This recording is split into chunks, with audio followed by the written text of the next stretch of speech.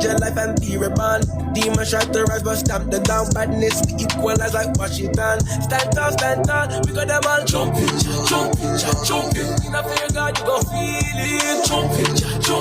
Jumping. Watch out the enemy. Jumping. Got the enemy jumping.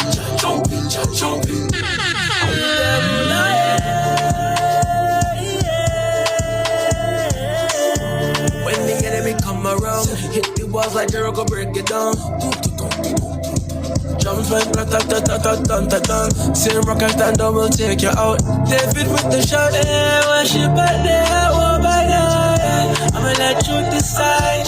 I'ma let you decide. I'ma let you decide. I'ma let you decide. I'ma let you decide. Stand up, we got them all jumping. In a fear God, you gon' feel it. Jumping. Watch out the enemy. Jumping. Got the enemy jumping. Stand up, we got them all jumping. In a fear God, you gon' feel it. Jumping. Watch out the enemy jumping. Got the enemy jumping.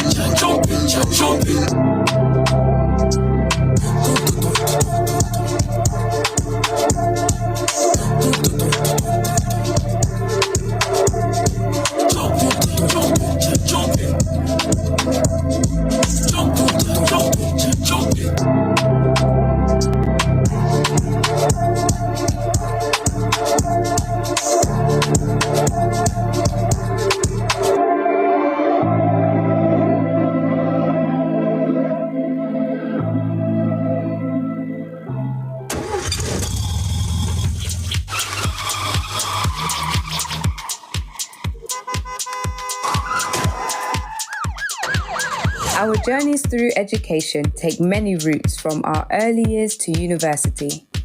Academic Crossroads is here to explore key elements to help equip you along the way. So join us and our special guests as we also discuss the expected and unexpected paths, including all the challenges and triumphs while gathering your academic top tips. This is Academic Crossroads with your host, Dr. Leanne Jaye Adeyemi. Good evening, everybody, and you are tuned into another episode of Academic Crossroads here on Fire Radio. So thank you for joining me here. I'll say here in the studio. Thank you for joining me here this evening, and you are all very, very, very welcome. So if you haven't yet, please send the link out. Make sure you like the video.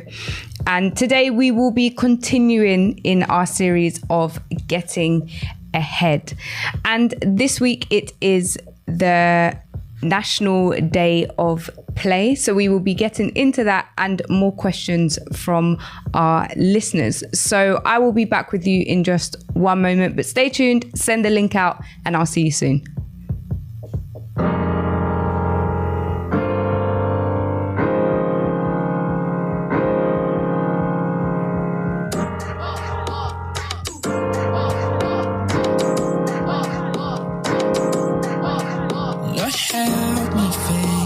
Keys upon the cross.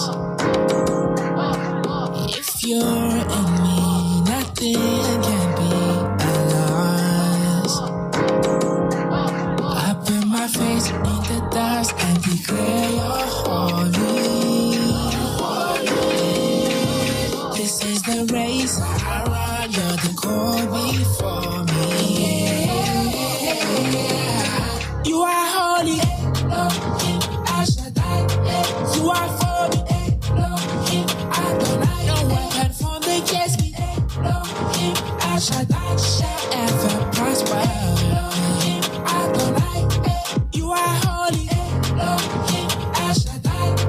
You are for me, I don't no weapon formed against me. I shall ever prosper. I don't my holy God, you're so proud of me. broke all my chains and you set me free. You set your only son to shine like the sun so that I could be close and belong to thee. You paid the highest price on the cross to heal the sinner and to find the lost. When I'm in your presence, I stand in awe. Jesus, I live in that for your call. I wanted to die cause I felt like a wreck. I had no intentions of making it back. The enemy didn't stop with the attack, and that made me wonder where Jesus was at. But he came and proved he's got a kid, and told me that my life was in his hands. My holy God, you are such a friend. I fall on my face and declare, you are holy, Elohim, I shall die. You are for me, Elohim, I don't hide. No weapon formed against me, Elohim, I shall die. Shall ever prosper, Elohim, I don't hide. You are holy, Elohim, I shall die. You are for me, Elohim, I don't hide. No weapon formed against me, Elohim, I shall die. Shall ever prosper, Elohim, I don't hide.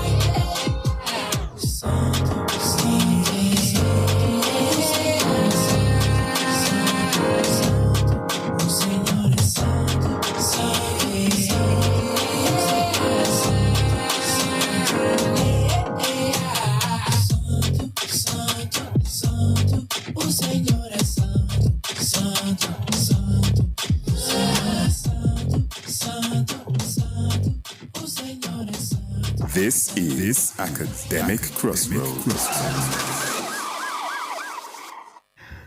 So thank you all for joining me here on Academic Crossroads. And today, like I mentioned earlier, we are continuing with our series of Getting Ahead. So just a little recap on where we've been on this journey.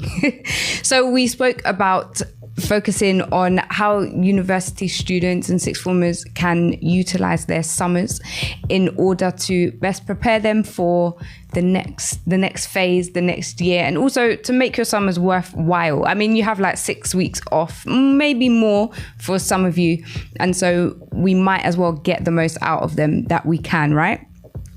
And so we also spoke all things early years, where we made available a free downloadable of summer activities for you to do at home with your little ones, inside and outside.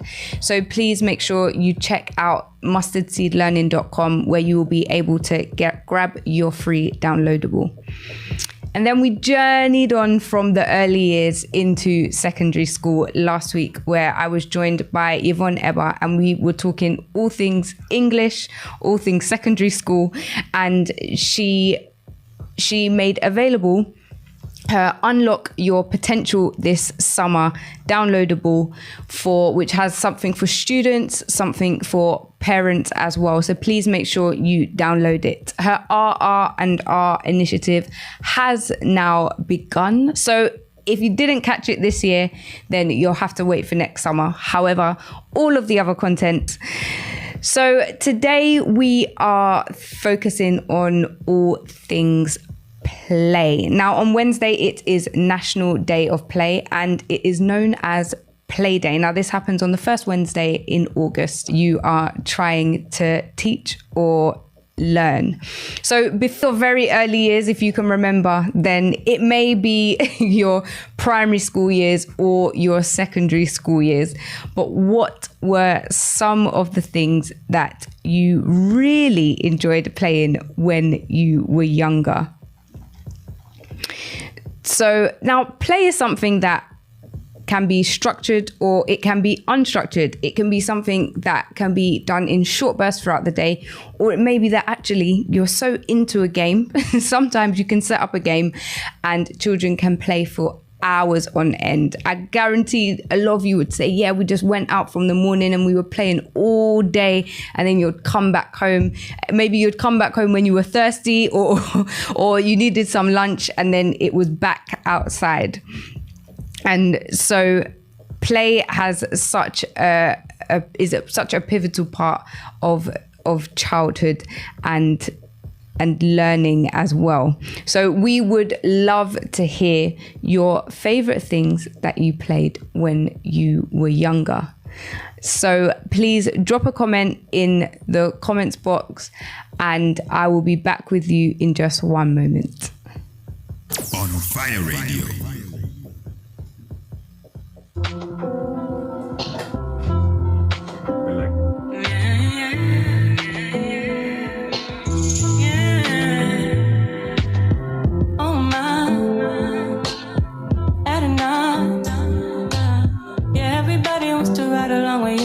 it's time to pick a side. My life on my feet, holding me up. Yeah, I'm on solid ground. You turn my whole life around, yeah. My choice and I made it. No longer bound. This world's going crazy, and you are my baby. Now you're all that I talk about. Hold on for me. I am on the intercom. Hold on for me. You're not alone, darling. Hold on for me. There's joy in the morning. Hold on for me. You're not alone, darling. Hold on for me. Be strong, holding me tight. You never ever let go. Hold on, I know you're right by me, holding me up, holding me, solid ground, and it feels so good. Holding me up, holding me.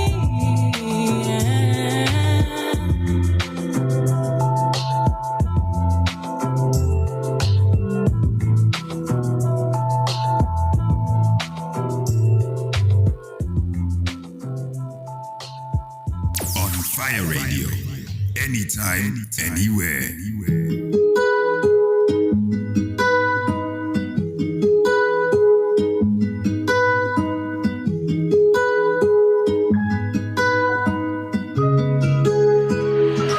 I wake up and I talk to your father. Wanna show you that I'm a good daughter. You say you saw my gifts to serve others, and that's First Peter 4:10. And I be running to acknowledge that Jesus took me out of bondage. He told me right in Matthew 10, and speaking of light, what we learn in the darkness. Yeah, I was so afraid, living life my way, taking all the wrong turns, but end up in the right place. Oh, because your love is there to pick me up. Now what you want for it. If it ain't your will, I'd have been through. I know your promises always come through, 'cause you make sense of what I've been through. Lord, I know you gon' come through. Lord, please forgive the way I used to listen to my heart more than I would listen to you, when you always know what to do. And all the things I did, living in sins in the past, you said that the first would be last, and made me never wanna go back. 'Cause I was so afraid, living life my way, taking all the wrong turns, but end up in the right place. Oh, because your love is there to pick me up. Now what you want for it. If it ain't your will, if it ain't your will, I don't want it. Oh, if it ain't your will, if it ain't your will, if it ain't your will, I don't want it. So could you make sense of what I've been through? I know your promises always come through. Could you make sense of what I've been through, Lord? I know you gon' come through.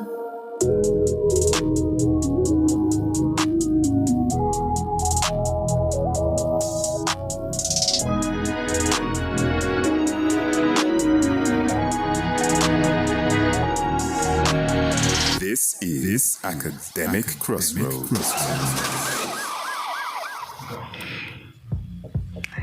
So we are talking all things play and your favorite childhood games. So we've had some, and these are taking me back down memory lane a little bit. So goodness, you have said knock down ginger. Wow. What a game. Knock down ginger. And I remember that there was this other variation called gnomes. And whereas knock down ginger, you had to knock on the door and run, right? But with gnomes, you had to knock on the door and then hide in the front garden.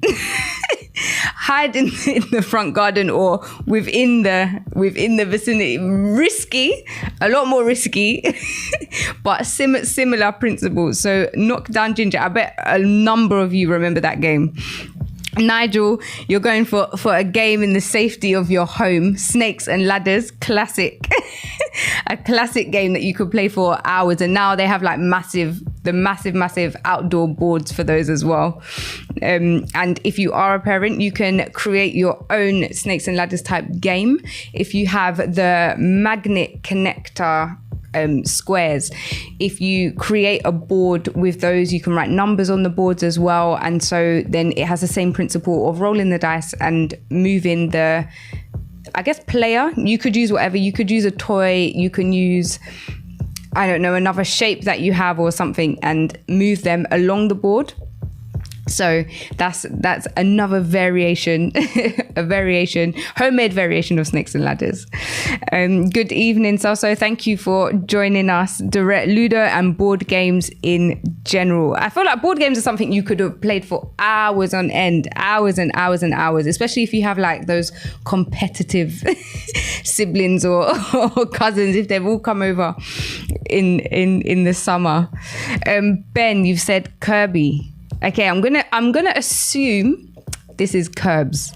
I come from London, so I'm gonna call it Curbs. But the same principle where you have to throw the ball and then miss out that particular square. Hopscotch was a good game as well. Taddy, you said, goodness, is that the antisocial game where you you knock on people's doors? Yeah, we're not advertising that, right? We're not advertising that, but it was a game that was played. More so back in the day, probably. Not so much now. But so Nigel, you remember Curbs as well. Because there was no teams. It was everyone for themselves. So you had to, if you weren't fast, then you had to make sure that you knew and you had your strategy in place and you had your skills to get you there. Steph, you've said hand clapping games. Oh, the amount of hand clapping games that we had when we were younger is just phenomenal. And it was like there were so many variations of the same game as well. And the hand clapping games, they were fun. Money Up, Nigel, I'm gonna need an explanation of that. Is that like scrambles where you threw like £1 and everyone just had to like everyone had to just try and aim for it. BC days, the younger years. So Money Up. What did we? I'm sure we called. I can't even remember what we called that at school. It had a different name though. Yeah. Penny Up, Money Up. Oh, I can't remember. But yeah, Money Up. Same principle though. Same principle. St. Mary, you're telling us what's the time, Mr. Wolf.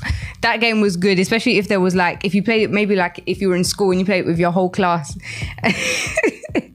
And so at the end, everyone's just trying to run everywhere and anywhere. Like, I'm just thinking of that now with like, imagine having like 35 and 6-year-olds just running frantically trying to get away. So what's the time, Mr. Wolf?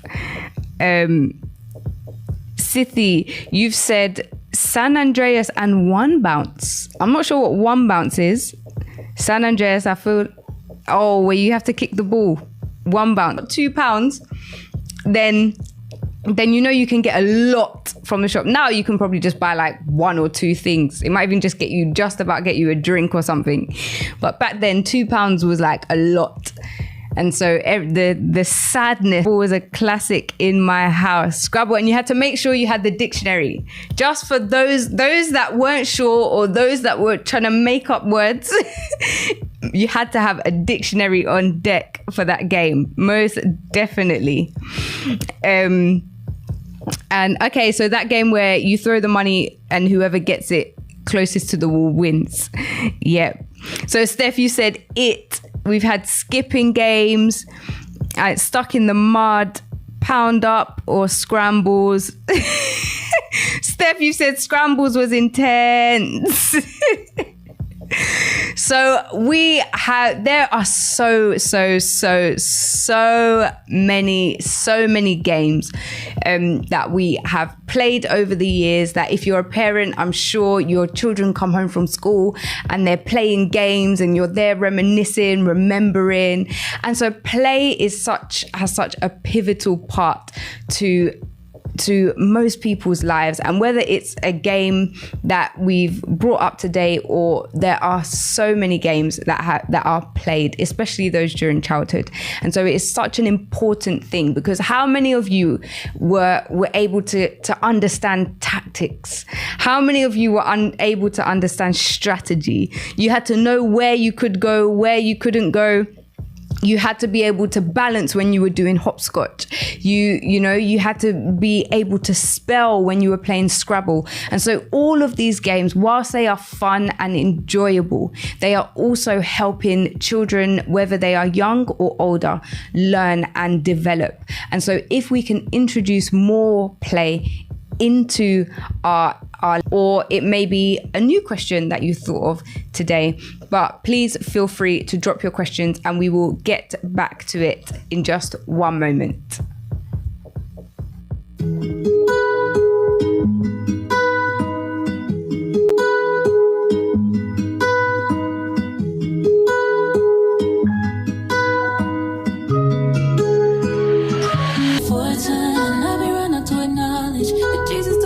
Bondage. He told me right in Matthew 10, and speaking of light, what we learn in the darkness. Yeah, I was so afraid, living life my way, taking all the wrong turns, but end up in the right place. Oh, because your love is there to pick me up. Now I want you on for it. If it ain't your will, if it ain't your will, I don't want it.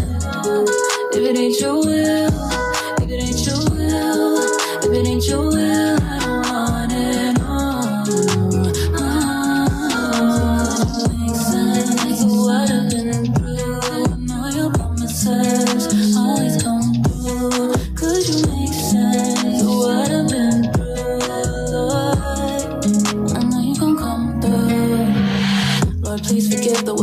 Listen to my heart more than I would listen to it. Now I want you on for it. If it ain't your will, if it ain't your will, I don't want it. If it ain't your will, if it ain't your will, if it ain't your will, I don't want it. So could you make sense of what I've been through? Know your promises always come through. Could you make sense of what I've been through, Lord? I know you gon' come through.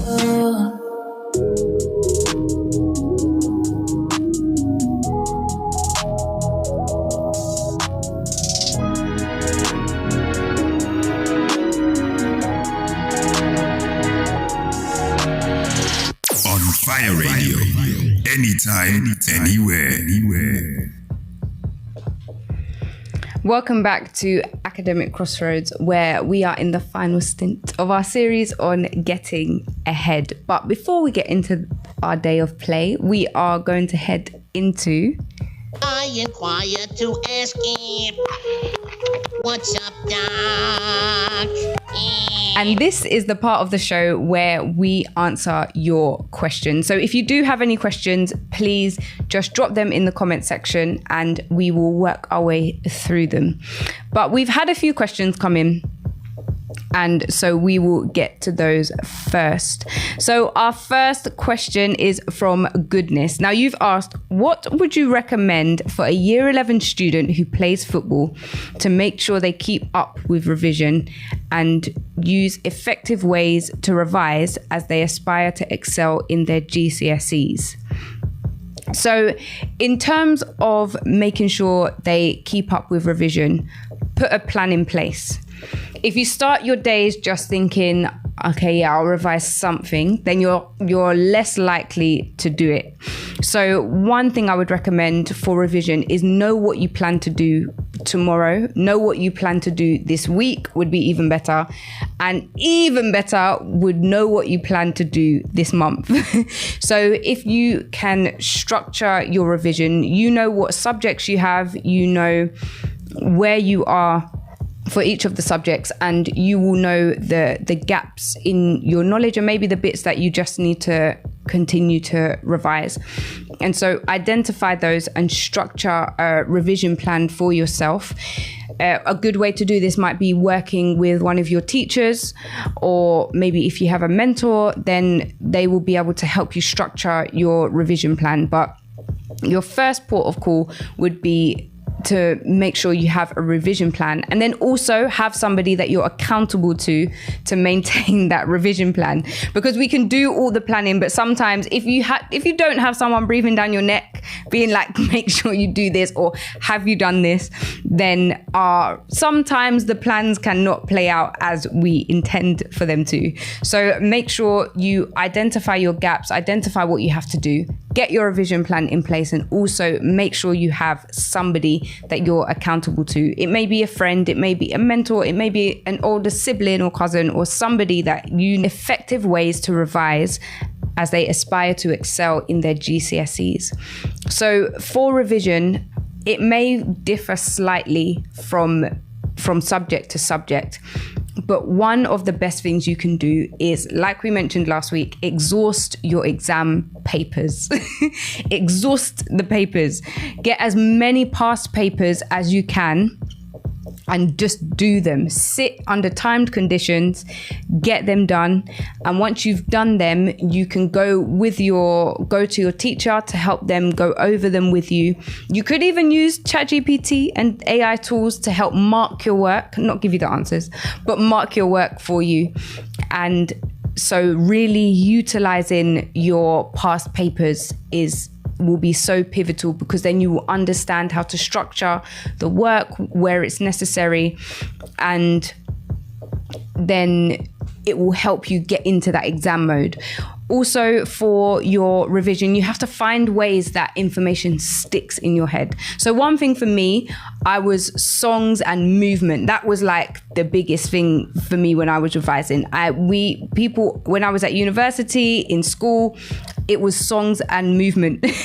So if we had to remember where a certain thing was in the body or something like that, we were doing movements, and that was really helpful. Also, sticking things on the wall. I had at one point in my final year, my wall was like plastered with revision stuff. and so that really helped give me like a visual plan, and like some people call it a revision map. So if you have a certain dates that you need to remember, or events that happened, or processes, then if you map it out and give yourself that picture, then it gives you something to go through. So revising, so find out how you revise best, make it practical if that is what works for you, and also make sure you can use things like revision maps to guide you through in some of the older ones believe that going to uni is the only way to succeed. What are your thoughts? I think there is still benefit to go into university. There are a whole host of benefits to going to university. And also there are benefits to doing apprenticeships. I think especially now, as apprenticeships have been around for a lot longer, and there's a lot more being invested into apprenticeship schemes and things like that within companies, across different like councils and government level and things like that. And so with apprenticeships, if you know the field that you want to go into and there is an apprenticeship route, then that is an option you can take. As well as, for example, if you have something that you want to study, then university may be the best route. But one thing that you need to understand is, what is it that you want to do? Where are you aspiring to go? And what are the requirements for that end point? Now, you might not know the whole end point, and it might adapt over time, but at the moment, what is it that you want to do? And then you have to understand what are the routes to get into that place and that role, and what is the best route as well. So some, it may be professional qualifications, others it may be going to uni, and then you'll be able to get there. Now some professions require you to have a degree. And also you have to think long term as well. What step do you want to do after? What's like, you have your initial step, and long term, what do you want to do? And if you know that, then also have a look around there. Speak to people. How have people gone about it? Those that are in the role or in the positions that you want to be in, how did they get there? And find out their roots, and then that can help inform your decisions. And your other question is, what's the best approach to handling not getting the best / expected results after exam season? So we've been here. We've been here. And I'm sure that some of you that are listening, I vividly remember my A-level experience. And so initially I didn't get the desired results. And so I think you may be upset initially. Let's be honest. You may be upset. The feelings and emotions may be high, but ultimately you have to start thinking, okay, you didn't get what you wanted, so what next? What are the next steps? And sometimes it's better to understand that process before you reach it, so then you have a better understanding. Okay, so if you get the grades, then A, B, and C will happen.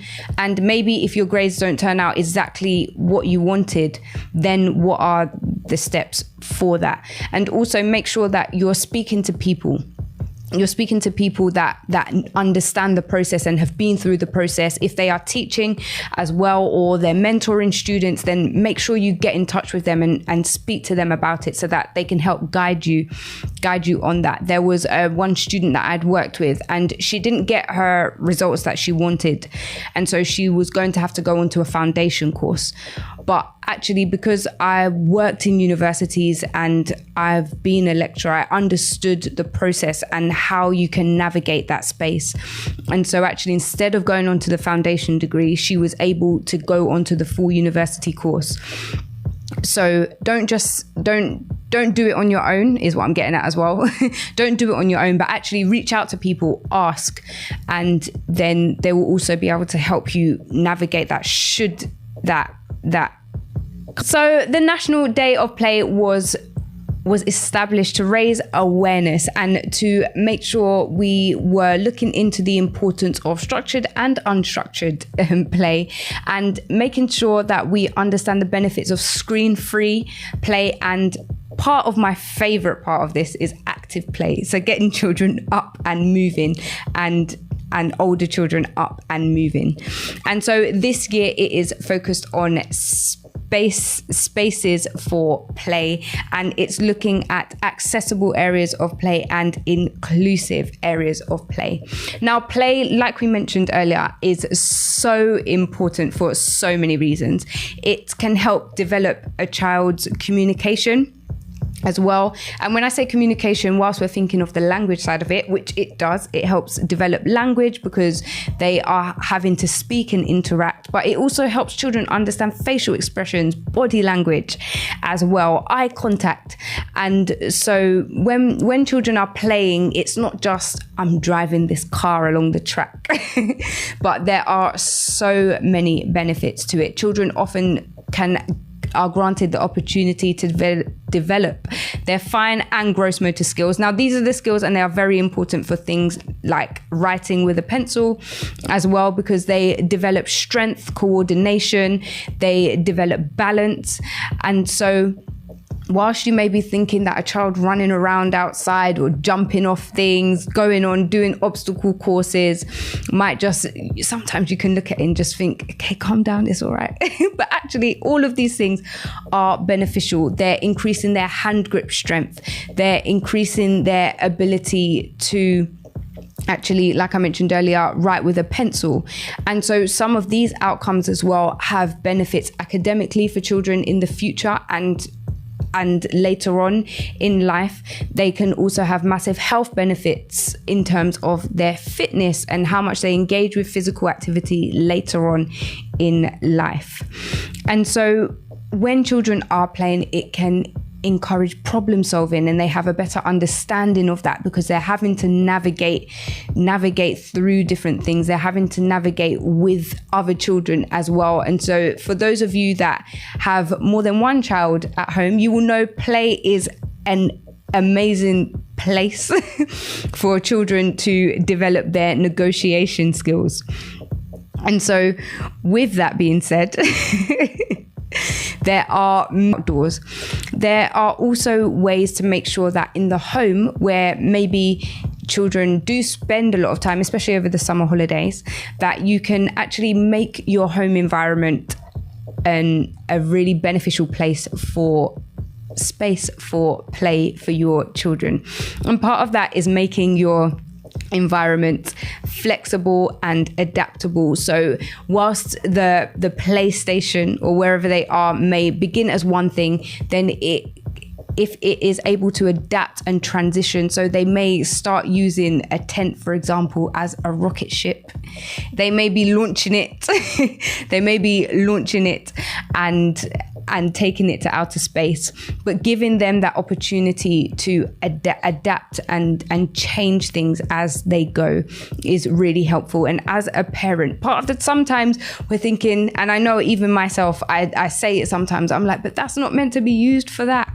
But it is all part of it, and all part of building their creativity in what they're doing, and helping them navigate that independence and their own way to do things. We also, where we create environments where they have a range of things to play with. So especially if they're outdoors, different heights, different spaces, different sizes. It might be different materials as well. It may be that you have leaves, you have sticks, you might have rocks, you may have some softer spaces like grass, or you may have harder spaces.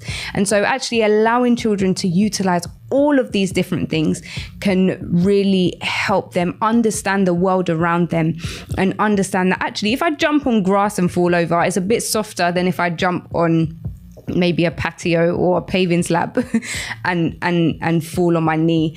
And so it's just helping them navigate, because these things we're not born with that understanding. And so having to navigate through different environments and through different spaces, then it gives children that opportunity to understand the world around them and navigate through it a lot better. And I am looking at the time and loose parts. So with loose parts, making sure they're a safe size for the children that are using them, but giving children blocks, letting them use fabric. If they've got paints, giving them a range of colors, giving them a range of textures and materials. Can they use water and soap? Can they then have to maybe use harder things to scrub something? And it might be that you set up a car wash station where you have the dirty items. It might not have to be a car wash, it might be just objects that you have. But if they have a station where all of the things are dirty, you can make them dirty with whatever you want. It's up to you. But then they have a soap station, they then have a wash station, and then they have a drying station. So if you have more than one child at home, this is good, because it means that each child can have a role and have a job, and they can change and adapt as they want. And if you don't have enough for each station, then it will give them something. Maybe each child can do one or two things depending, but giving them that opportunity to pick up different things, to play with different things, to be able to navigate different textures at the same time and with different things can be really, really helpful. So there is so much more to play than actual just playing, but children are learning how to navigate their spaces. They are learning how to understand the world around them. They are learning communication skills. They are navigating, taking turns.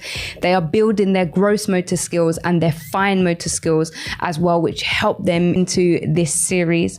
And I will be back with you same place, same time next week here on Academic Crossroads. Don't forget, download the Marpe app and you can listen to us online. Follow us on our socials. And stay tuned. As always, Youth Beat is up next. On Fire Radio. You have been listening to Academic Crossroads. Join us same time next week for more academic top tips with your host, Dr. Leanne Jaye Adeyemi.